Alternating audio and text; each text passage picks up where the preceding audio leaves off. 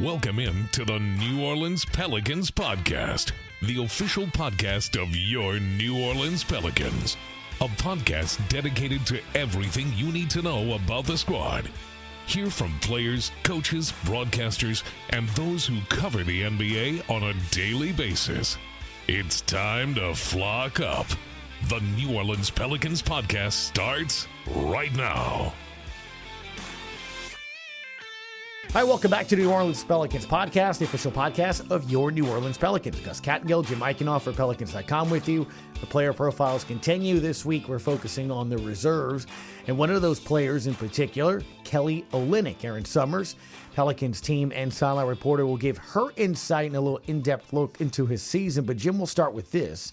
He comes over in the Brandon Ingram trade, makes an impact, makes almost an immediate impact, I would say. And more importantly, kind of really gets you thinking about maybe next year. And why should I think about that with the way he is and structures and all of that? But first and foremost, man, what do you think of Kelly since he showed up? And why should I keep thinking about Kelly? Yeah, I mean, he's got a year left on his contract. So when they traded for him in February, they knew that it wasn't necessarily, a lot of guys are kind of a rental situation where you're going to have him for 25, 30 games after the All-Star break, and then, you know, who knows? So it's interesting, though, if you think about it, Kelly, in the context of the team overall, that just for example, of the 14 players that we're doing profiles of, which is everyone who finished the season on the roster and logged at least 504 minutes, area code 504, of those 14 guys, 11 of them are under contract for next season. So the Pelicans are really in a situation where obviously trades are always on the table. There's only a couple of guys in the whole league that have no trade clauses that can't be dealt. But I mean, this roster is somewhat locked in if you set aside trades. The fact that, you know, most of these roster spots are kind of spoken for, or a lot of them are. 11 of the, you know, teams carry 15 guys basically, and then three two-way contract players. So of the 14 players that we're profiling, though, like I said, 11 of them are under contract. The only exceptions to that are Brandon Boston has a team option, and then Bruce Brown and Jeremiah Robinson-Earl both are free agents. So, I mean, you're looking at a situation where, as Joe Dumars comes in to take over, that you're not in a situation where you're going to have half the roster as a free agent and you have to make a decision on that. I mean, most of these guys are, you know, set to be here. One thing, too, last thing I'll point out before we move on to Erin Summers talking about Kelly Olynyk is that number. You know, I mentioned 11 guys under contract for next season. That number actually dramatically drops the following offseason, where you only have a handful of guys that are under contract. There's several players that have team options for, I guess, what would be 2 seasons from now. So, but yeah, it's definitely going to be the kind of thing where that number drops drastically from 11 guys this offseason, including Kelly Olynyk, to just basically like 4 or 5 players the year after are on the books, salary-wise. But I still remember when he came in and we chatted here on the Pels podcast, and he literally had a duck. I don't know why I'm surprised. I mean, we have a lot of tall basketball players, but look, we've seen him on TV and play, obviously, with Celtics and other players, but his size was something that, as we've seen, not only at the end of the season, but now with Joe Dumars speaking, they're going to value size on this team, and he's a big body. For sure. So yeah, he definitely, you know, we need to get more. I think we need some more guys in the studio. You know, you'll be able to see up close how difficult it is for them to duck their heads under the door. No doubt. I guess when you have a pair of 5'7" players and you and me in here, that's how it works. All right. Well, Erin Summers gets a up close and personal look at a lot of the minutes that Kelly was on the court. So here she is to talk a little bit about Kelly Olynyk.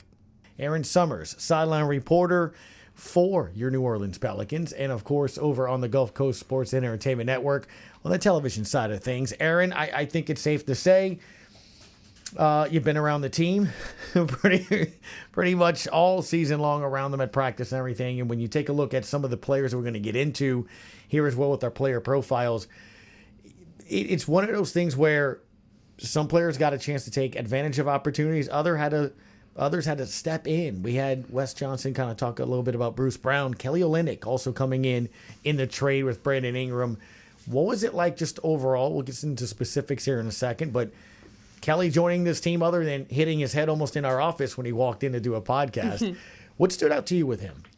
It took us a little while to get to talk to him or see him on the court because he had an issue getting his, I don't know what it is called. Work visa, I think it was. His work visa. He's a Canadian citizen. thing, right? Yep. But as soon as we were able to speak to him, you could tell he had already done his homework on this team. He wasn't just sitting waiting to get cleared to play. He was watching film. He was trying to understand the players' tendencies around him so he could seamlessly fit in immediately. He was very well versed in the team. He took to practice and played extremely hard from the get-go and fit right in. And I think that that's what stood out the most about him coming in here. He's an 11-year vet, and he spoke so well. He understood the game at such a high level, and he accepted and really realized quickly what his role could be here to maximize his time after the trade. From your position that I'm jealous of, where you sit on the baseline at home games and you're very close to the bench and you can see You a can lot come of... hang out sometime. Now you invite me. The season's over. Just from that vantage point of where you get to see the way that players interact with each other and that kind of thing. And just from being around the team, as Gus referenced, I mean, how would you describe Kelly in terms of his leadership or how valuable he was as a guy who's been in the league same number of years as C.J. McCollum, 12 years. They were both drafted in 2013.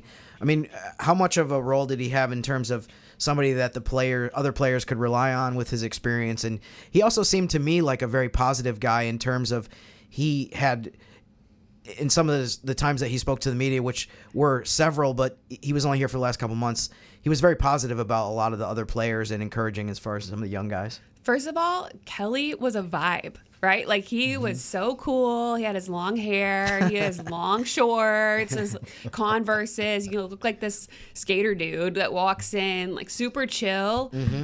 So nice. So willing to talk, answer any questions from the media. So I can only imagine how available he was for the players on his team, especially when you look at these rookies that got thrown into the fire this year with Yves Missi and Carlo Matkovic not really having a big to learn from. And I think that's even more valuable than what we saw from Kelly on the floor was what he was able to show and teach these rookies.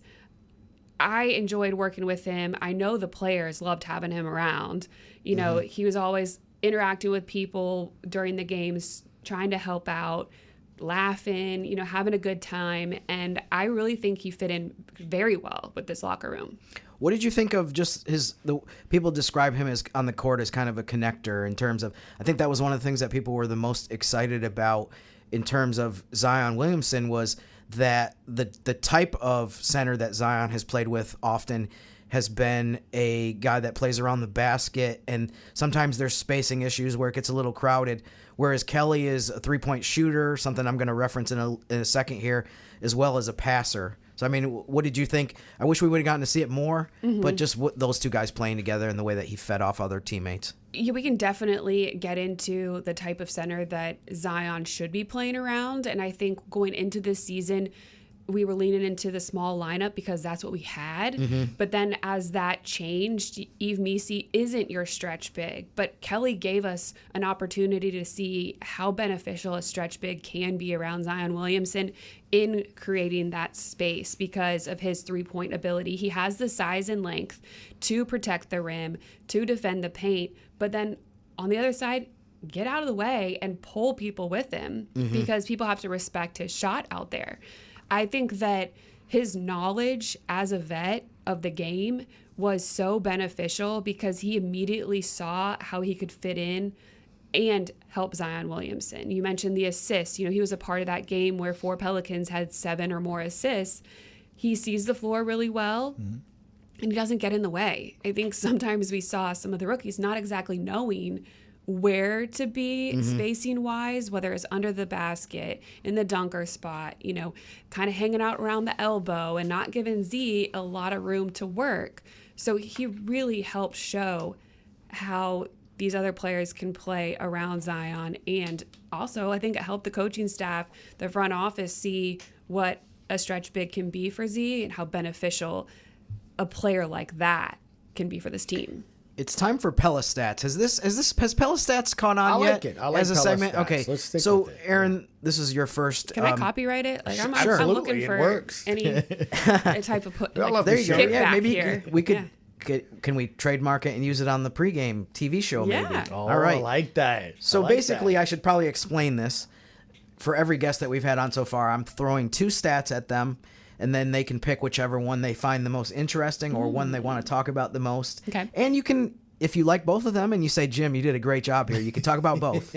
But anyways. You always do a great job, Jim. Thank you. Here's the 2 stats. The first stat for Kelly Olynyk is 5.1 assists per 36 minutes in the 20 games that he played for the Pelicans this season. What's interesting about that relative to the rest of the team is he was 5th in assists per minute. The only 4 guys ahead of him in that stat were all point guards, Elfrid Payton, DeJounte Murray, Jose Alvarado, and then Zion, who obviously we know had the ball in his hands a lot and is a high-usage player.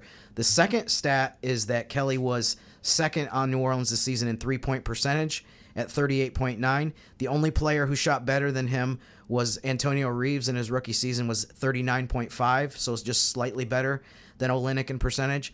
And in March and April, Olynyk shot 12 for 27 from three-point range, which was 44% after he started 2 for 9. So 5.1 assists per 36 minutes, which was 5th on the team, and 2nd he finished in three-point percentage this season.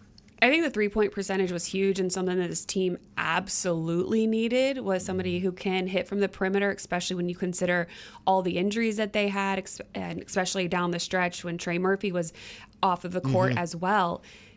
But I think his ability to shoot from outside allowed his assist numbers to increase because he can get out there, pull people with him, and then pass it off to somebody if he has somebody closing in on him outside. So it kind of is one in the same, honestly, is that part of his game opens up other parts of his game for himself and for other people. And again, it goes back to how smart he is, his basketball IQ, understanding that aspect of it. He was just everything you needed him to be, because then you talk about how he attacked the glass. He had almost 5 rebounds a game, almost 10 points a game. He had a couple double-doubles. There was that one game in Utah where it was him and Z scored 50 points combined, and Kelly Olynyk had 26 of them, team high, 9 rebounds, 4 assists, 3 threes. I mean, he did a little bit of everything, and I don't know if it's because he was back on his old stomping grounds, you know, where he win. used to play in Utah, but he didn't do too much. He did exactly what you needed of him, and I think that's what I appreciated about his game is he played his role, and you need players like that around people like Zion, who is going to command the ball and attention, help pull attention away from him, but also help support him in the way that he needs. And once you get some of these other players back on the court, I think it also benefits, you know, Trey Murphy, CJ McCollum, DeJounte Murray. We'll see what it looks like next year. Yeah. There's a lot of options. Yeah, I mean, the last thing for me on Kelly is, you kind of alluded to this a little bit already, but what I was going to touch on was next season in terms of what we want to see from him. And you just see him as a kind of player. One of the things that makes him valuable is that it seems like you can pair him with so many different other types of players, and that he's going to be successful. He's going to be able to kind of be a chameleon and just fit into whatever you need from him. Well, if you look at it, he actually... Our starting lineups were a mess, obviously, because of injuries. But he started his first game that he played for the Pelicans. And to have that faith in him, I guess, as the first time you're playing with this team, you're going to put him in the starting lineup. And then he was on the second most started line. So 8 times starting lineup, CJ, Trey, Z, Kelly, and Misi. 8 times to only have that be the second most it's like, starting. It's a good used lineup. It's a good nod to Kelly, but it's also like the lineup that they use the second most. They only could even use for about 2 months, and they could only do it for 2 months because he didn't get here till February. So yeah, that's tough. Yeah, but at least, I mean, that's what they thought of him and what he was able to do for this team. Yes, you needed it, but to the point of that starting lineup, it was him and Misi. And that's when we started going into this dual big starting lineups, when Carlo and Misi or Carlo and Kelly would start. And even saw a different component of what this team can be. And I think that is helpful too when you start looking towards next season, how you want to build things, what you want it to look like. You can take examples of Kelly's game, you can take examples of him and another big together, and really decide what you want to be next year after starting the season thinking you're going to be a small ball team. Yeah, it's quite a difference, right? Yeah. From small ball to maybe the importance of that. I think the one thing that really stood out to me, we talked about it in our radio roundtables during the season right after he showed up. It didn't take long. I want to say a game or so, and Zion post-game talked about his basketball IQ. Mm-hmm. And then there was another part about a week or so later. He was talking about Messi. I used him and his sound to talk about what he saw in Yves Messi and obviously the year that he had this year, Erin, which surprised everybody in a good way, right? In that I think his, I don't know if it's presence or I guess worth too, is he was almost like a coach on the court for him. And he spoke about that day after practice about things specifically Yves Messi needs to work on. I'm like, that guy's a coach. Like, that's the guy that this summer they need to pair him with. Fly them together, get a place together, do eat, breathe, sleep, and eat basketball. Because the way he spoke about it, it was specific. And I loved how he talked about he's going to be great if he does this, do this. This is what he needs to look for. When the defense does this, I'm like, man, that was great. That was a surprise, right? And that's probably something you don't know until the guy shows up. Yeah, I think, obviously when new EVP Joe Dumars was introduced, he brought up you bring in two people when you bring in somebody that walked through that door, and it's the player and the person. And I think Kelly Olynyk embodies what you're looking for in both of those aspects to a T. He knows his role on the floor, and he executes it beautifully. But off the floor, the person that he is, the way that he studies the game, the way that he works with the other players around him to make other people better and not only just focus on himself, shows the selfless person that he is, the time that he gave to the media, how he kind of just threw himself in there from day one. Like, okay, this is my new team. This is what I got for you, and I'm going to give you everything I have. By the way, Gus, you mentioned that he sounds like a coach. His father actually is a basketball coach, and his mom was a referee and worked on the Toronto Raptors stat crew. So, I mean, you can't get more of a basketball family than that. Yeah, and Erin, you've been around football and basketball players here. I mean, it's not easy to do when you're a veteran and you've bounced around, hit some different spots, you come in. You want to play. You want to be that guy, and it's not easy to acknowledge or not, or just to see, to be helpful. I mean, just to do it's just common nature in people sometimes, right? I mean, you're here to do your job, but that's the thing that stood out to me. I mean, obviously the basketball IQ, the fact that he helped fit in immediately, but to see somebody that is so raw and want to be that guide for them, I thought that really stood out. And we harped on the chemistry that wasn't there a lot this season because of the people in and out of the lineup. But Kelly never was somebody you brought up in that regard.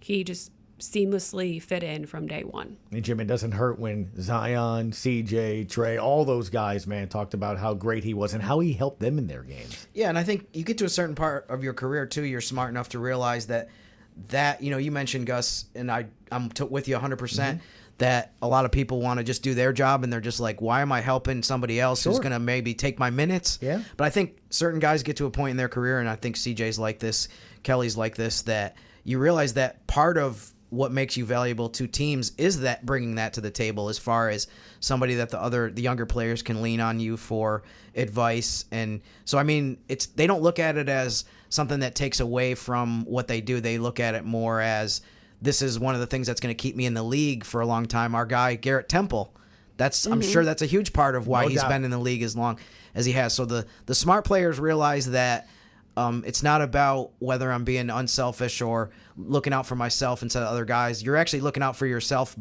in a way, by being somebody that the teams can say, we want to bring this guy in because we know that he's a good person and that he is going to help the other younger players. He's not going to just hoard everything he's learned in his 12 years. He's going to spread that out to the rest of the roster.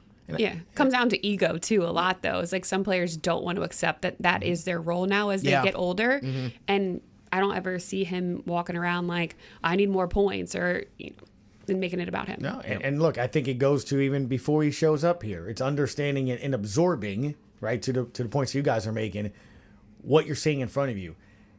The guy played in Boston with two players that are $500 million, right? I mean, I'm just being honest. Yep. I mean, they both signed extensions that are $500 million. So you're playing with uber stars. You're playing with a championship caliber team that won a championship. That's what it's all about.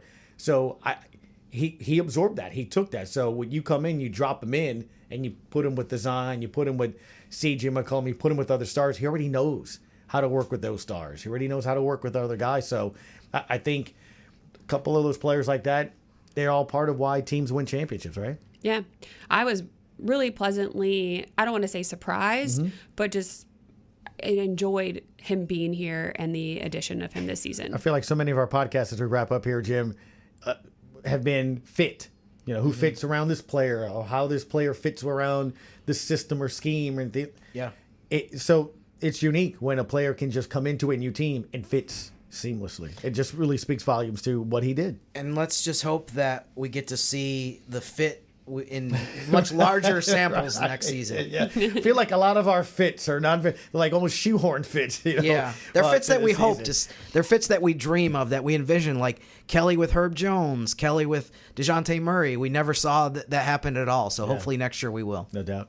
Thank you, Erin Summers, team and silent reporter for your New Orleans Pelicans. Thank you. Thanks to Erin for stopping by and giving us some insight there. The playoffs continue. You know, hard to, I guess, be upset with some of these games, and including some of the finishes. I know you really enjoyed one of the finishes in Minnesota recently, but what about one of the finishes between a game that we're going to focus on here, Clippers and Nuggets? Can you get a closer play at the buzzer, the backboard lights up, on a shot that goes in via a dunk? Right. That's the interesting aspect. Yeah, we got Clippers at Nuggets tonight, Game 5, 9 p.m. on TNT. Yeah, that play, it was interesting because I saw a few people tweet on Sunday, or I guess it would have been Saturday, was the game, Game 4. A lot of people said it was the first buzzer-beating dunk in NBA history, and people were like, how could that be? How could this be the first one ever? But if you think about it, the only way that you can have a buzzer beater that is a dunk is if the guy releases the ball with 0.1 and then it goes through the basket, you know, as the buzzer goes off. So, I mean, it's really kind of more of a technical thing to say that it's the first buzzer-beating dunk in playoff history. But, yeah, it was incredible. I mean, this series, other than Game 3, which was a Clippers blowout and made a lot of people say, I think justifiably, the Nuggets are in big trouble, this series has been great. I mean, the first two games in Denver went down to the wire, went down to the last minute or two. And then Game 4 was wild because Denver was up 22 in the second half, and I'm thinking, okay, they got this game in the bag, and then all of a sudden the Clippers make a huge run. I mean, it was just such a roller coaster as far as the way that game ended. Jokic made a huge basket in the last minute to put them up 2.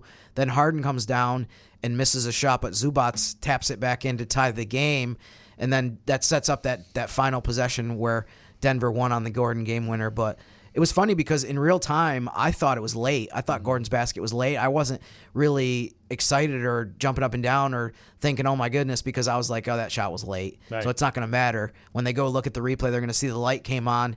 But that wasn't the case. And so, I mean, I think so far, Lakers-Wolves has been a great series as well. But I think you could probably make the case that Nuggets-Clippers has been maybe the most entertaining and interesting series so far, and it does not feel like a first-round series at all. It feels more like a conference final. So it's been really fun just to see the back and forth, and even hear the kind of the narrative swing back and forth between, I think the Clippers got this. I think Denver's in trouble now. Denver, has home court advantage back. So I'm fascinated to see what happens in these last 2 or 3 games. Got a team that won a title just a couple seasons ago, made some different interesting moves. The Clippers are a team that have gone all in. To try to get that in. You almost kind of tend to forget because of injuries, Jim. And I know here in New Orleans we talk about injuries a lot, but I mean, Kawhi Leonard was talked about at one point in time before the injuries started piling up here as the best player of the NBA. Sure, because he was. Yeah, right? He was, yeah. Went from one place to another to Toronto, got them a title. Clippers wanted to bring them to a title. I mean, he's not just, some guy here. So if he's playing well, and James Harden's a guy that, when he's locked in, focused, healthy, those are two pretty good guys that we could maybe be talking about Hall of Famers. Yeah, right? I mean, what Kawhi did in 2019 is one of the most impressive things that any individual player has done in a long time in the NBA. And I think people get even more appreciation for it too. No offense to Toronto, that you see what's happened since then and you realize like how far they are from being a championship contender and maybe how long it's going to take them to get back to that level. But I mean, I think it's just been so long since he's made it through the playoffs healthy that you always have kind of that thing where you're kind of looking around the corner or looking over your shoulder and just being like, anytime he falls to the court, you're like, oh, I hope he's okay. But yeah, it's been so long since he was at that level that I do think I'll put myself in this category too, that you do forget that this guy was just A1. He was first team All-NBA. He was one of the best. Maybe in 2019 he was the best player in the league, but he also had a couple other years where he was in the conversation in the top 3 to 5 players in the league. And I mean, he's been showing signs of that a lot lately and throughout these playoffs. So yeah, it's going to be really interesting to see. I mean, because the Clippers, I don't think went into the season saying like we have to win a championship, but now that this is probably their best chance to go deep in the playoffs since maybe early 2021 or so. But then you have Denver too. I mean, with a new coach, it's just a really interesting first round matchup. I think one of the best ones we've seen in a while. Jim Eichenhofer, Pelicans.com. Again, go check out all of the work over on Pelicans.com on all of our player profiles if you missed it. And there will be an accompanying link to go to a podcast that goes with it here as well. As 14 total players. Get a little in-depth look-see. Thank you as always for tuning us in. We'll see you next time on the Pelicans Podcast. Thanks for listening to the New Orleans Pelicans Podcast. Join us 3 times per week on Pelicans.com, the Pelicans mobile app, the iHeartRadio app, or where you get your podcasts. And be sure to give Jim and Gus a follow on X at Jim_Eichenhofer and GCat_17. We'll see you next time, right here on the New Orleans Pelicans Podcast.